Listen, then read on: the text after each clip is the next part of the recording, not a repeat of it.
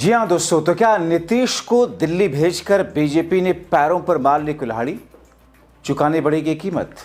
स्वागत है आप सभी का। आप देख रहे हैं द राजनीति का विशेष सेगमेंट खबर और विश्लेषण। मैं हूं जब्बार खान। दोस्तों, आखिर बीजेपी नीतीश को किस कीमत पर राज्यसभा भेज पाई? क्या इसके पीछे से कारण ऐसे हैं जिसकी तरफ किसी का ध्यान तक नहीं गया? और सबसे बड़ा सवाल, क्या बीजेपी को इसकी कीमत चुकानी पड़ेगी? दोस्तों, नीतीश कुमार के दिल्ली जाते ही बिहार की सियासत में बड़ा बदलाव देखने को मिलेगा। नीतीश कुमार को राज्यसभा भेजकर बीजेपी बिहार में कितना आगे बढ़ेगी, इसका भी हिसाब किताब होगा। वैसे नीतीश कुमार के समर्थक उनको लेकर बहुत संवेदनशील हैं। उनके लिए नीतीश को दिल्ली भेजना मुख्यमंत्री पद से हटाने जैसा है। जानकारों का मानना है कि बीजेपी को खुशफहमी नहीं पालनी चाहिए, हकीकत में उसकी राह मुश्किल होगी। दोस्तों, पहले से ही मान्यता रही है कि बीजेपी अपने सहयोगियों को राजनीतिक रूप से खा जाती है। नीतीश कुमार के दिल्ली जाते ही इन आरोपों को फिर से हवा मिल जाएगी। नीतीश कुमार जैसे लोकप्रिय नेता को मजबूर करके बीजेपी बिहार में कभी आगे नहीं बढ़ सकती। कुछ पल की यह सत्ता ही बीजेपी के पतन का कारण भी बन सकती है, क्योंकि नीतीश समर्थक बहुत संवेदनशील है। इसके लिए नीतीश को दिल्ली भेजना मुख्यमंत्री पद से हटाने जैसा ही है। इस बात को हरगिज नहीं स्वीकार करेंगे। दोस्तों, ऐसे में सवाल जिसके जवाब नहीं मिल रहे हैं। सीन में तो नीतीश बिल्कुल नहीं थे, अचानक कैसे उनका नाम आया राज्यसभा के लिए? दोस्तों, जब राज्यसभा चुनाव के लिए अधिसूचना जारी हुई तब नीतीश कुमार के नाम की चर्चा तक नहीं थी। नामांकन की अंतिम तारीख से एक दिन पहले ऐसा क्या हुआ कि नीतीश बिहार का राजपाट छोड़ करके राज्यसभा सांसदी के लिए राजी हो गए? ये बात गले से उतरती हुई दिखती नहीं है कि कोई स्वेच्छा से रसमलाई छोड़ करके बताशा खाने को पसंद करने लगे। आज की तारीख में बिहार के किसी भी दल में कोई भी ऐसा नेता नहीं है जो नीतीश कुमार की जगह ले पाए। जिसे भी कुर्सी मिलेगी उसकी तुलना नीतीश कुमार से होगी, यही बात उसके खिलाफ भी जाएगी। ऐसे में नीतीश का एग्जिट प्लान काफी चौंकाने वाला रहा। दोस्तों, वैसे बीजेपी चाहती तो नीतीश कुमार के एग्जिट प्लान को सम्मानजनक बना सकती थी। अगर वो ऐसा करती तो उसे नीतीश समर्थकों की सहानुभूति भी मिलती। इसके पहले नीतीश कुमार के नाम की चर्चा राष्ट्रपति और उपराष्ट्रपति पद के चुनाव के समय हो चुकी थी। उस समय बीजेपी के पास नीतीश कुमार के सम्मानजनक विदाई का एक अच्छा मौका था, लेकिन तब इस पर ध्यान नहीं दिया गया। अब अगर नीतीश कुमार मुख्यमंत्री पद छोड़कर सिर्फ सांसद बनेंगे तो उनके जैसे बड़े नेता का डिमोशन ही होगा। बिहार के कई पूर्व मुख्यमंत्री सांसद बने हैं, लेकिन वो पद से हटने के बाद बने हैं।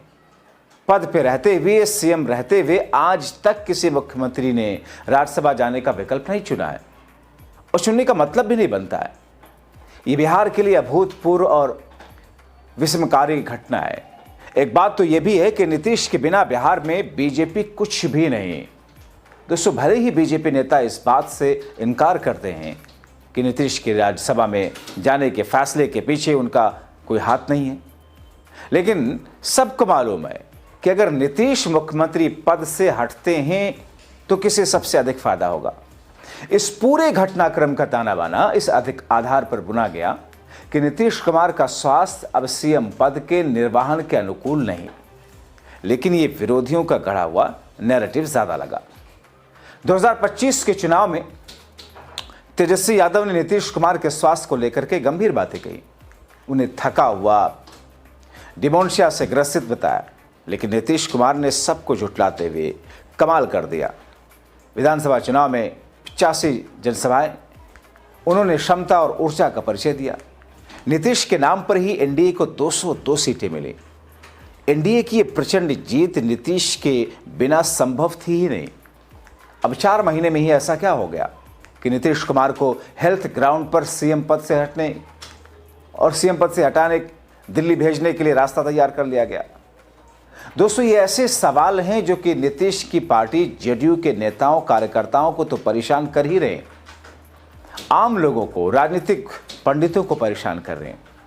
लेकिन जो सोच करके भारतीय जनता पार्टी ने जो पूरा ताना बाना बुन करके, जाल बुन करके नीतीश को बिहार से हटा करके दिल्ली भेज रही है, उसमें दरअसल बीजेपी के पास में बीजेपी के लिए अपना मुख्यमंत्री बनाने से ज्यादा बीजेपी का विस्तार जमीन पर बिहार के अंदर जदयू के मुकाबले, और सिर्फ जदयू के मुकाबले ही नहीं, जदयू को कमजोर करके। क्योंकि दोस्तों, अगर राज्यसभा के सांसद जैसा कि नामांकन भर दिया है, अब बन रहे हैं, तो नीतीश का ठिकाना बिहार से दिल्ली बदल जाएगा, उनकी रहाइश दिल्ली हो जाएगी, नीतीश बिहार को छोड़ेंगे। अब ऐसी स्थिति में दोस्तों, आमतौर पर यही कहा जाता है, ऐसी स्थिति में बिहार में एक स्पेस बीजेपी खाली देखना चाहती थी, जिसपे नीतीश कुमार जिसके इर्द गिर्द भी ना हो, और ऐसे में लगे हाथ अपना मुख्यमंत्री भी बनाना। तो फिर इस सिचुएशन में दोस्तों, क्या बीजेपी की वो स्ट्रैटेजी जमीन पर कामयाब हो पाएगी जो स्ट्रैटेजी बिहार के लिए, बीजेपी के लिए भारतीय जनता पार्टी के केंद्रीय नेतृत्व ने तैयार किया है? फिलहाल लगता तो नहीं है। हमने बिहार के राजनीतिक इतिहास में कई बार ऐसा देखा है, राजनीतिक उथल पुथल तो अपनी जगह है ही है, लेकिन जब जब इस किस्म की घटनाएं होती हैं जहां पर छल कपट या इस तरीके की बातें सामने आई हैं, राजनीतिक तौर पर वो पूरा नैरेटिव न सिर्फ धराशायी हुआ, बल्कि जो सोच करके फैसला लिया गया वो फैसला उल्टा पड़ा है। और इसीलिए हमने कहा, क्या भारतीय जनता पार्टी के लिए ये दांव उल्टा पड़ चुका है? आप क्या सोचते हैं इन तमाम कड़ियों को जोड़ करके? दोस्तों, अपनी राय कमेंट बॉक्स में जरूर लिखें। तो घोड़ी पे चढ़ाया है दूल्हा बना करके, लेकिन फेरा किसी और के साथ दिला रहा है, यही सच्चाई है। और बीजेपी नहीं चाहती है कि कोई ओबीसी समाज, अति पिछड़ा समाज, दलित आदिवासी समाज जो लीडर है या सामाजिक न्याय की जो बात करता है, धर्मनिरपेक्षता की जो बात करता है, उसको ये भाजपा को टिकने नहीं देना चाहते। हम जानते हैं उड़ीसा में, मध्य प्रदेश में, हर जगह जो है ये ऐसे सीएम चुनते हैं भाजपा, भले ही ओबीसी समाज के हो, लेकिन रबर स्टैंप वाला जो सीएम जो है भाजपा जो है चुनती है। यानी हम पहले भी कहते रहे हैं कि भाई पूरी तरीके से भाजपा ने हाईजैक नीतीश कुमार जी को किया। आज वो बात जो है साबित हो गई। ऐसी परिस्थिति में आपके पार्टी का क्या स्टैंड रहेगा? सर, आपके पार्टी का क्या स्टैंड रहेगा? आपका क्या निर्णय होगा सर? हम तो पहले भी कहे कि जो जन भावना है सत्ता पर कर लो ना, कहाँ से कर ले भाई, ऊपर उठा लो, और ये रिपोर्ट है, सबको पता था हमारा सबके हाथ के साथ सबका प्रेम बनता है। और भाजपा जिस सहयोगी दलों के साथ रही है, सबसे पहले अपने सहयोगी दलों को खत्म कर, चाहे तमिलनाडु में AIADMK हो, शिवसेना हो, महाराष्ट्र में अकाली दल हो, या बीच में आपकी महबूबा जी थी, उनकी पार्टी, आपके चौटाला जी की पार्टी, तो कहीं भी आप देखेंगे, नॉर्थ ईस्ट वेस्ट साउथ चले जाइए, भाजपा जो है पूरी तरीके से आरएसएस का एजेंडा जो है वो लागू करना चाहती है।